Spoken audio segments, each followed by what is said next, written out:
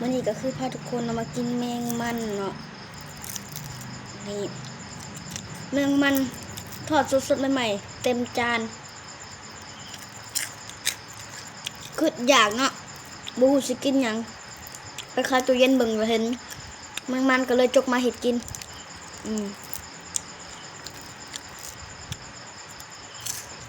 โคตรกรอบ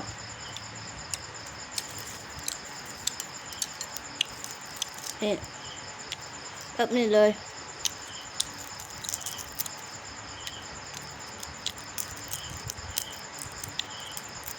อันนี้ก็คือแซ่บแห้งนะทุกคนแบบแซ่บแบบอธิบายบ่ได้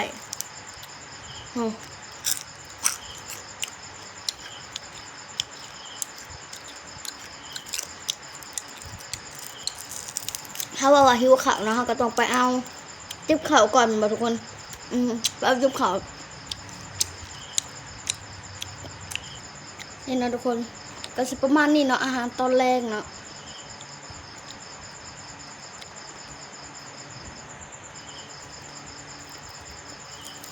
มื้อสิบ่ฮู้ว่าสิกินหยังเดี๋ยวตารับ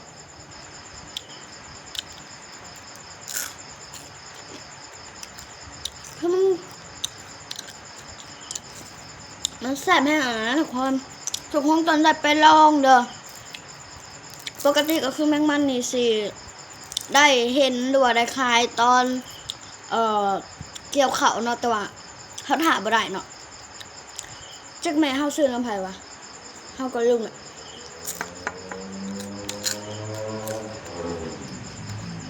ขอย่างมันเลยคือโคตรแซ่บ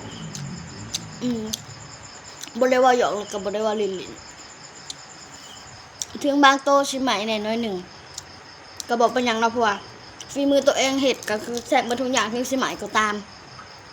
เนาะลงตัวเองเวอร์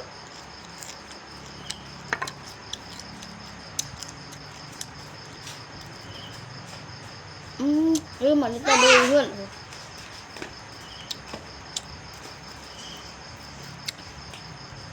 แล้วจะบอกกินบ่ค่ะนี่แล้วเราก็คือไปหลินเฮือนหมูมาเนาะเมื่อกี้นี่รถคิดว่าอยู่ในบ่อนอนแท้ๆไปหลินเฮือนหมูมาฮักกะสิมาเมื่อกี้นี่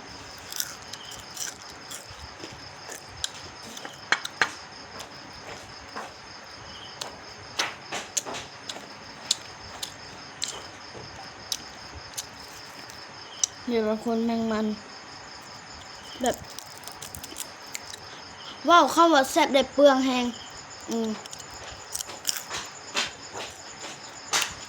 แล้วตาใส่เกือบย่องไอ้แม่บ้า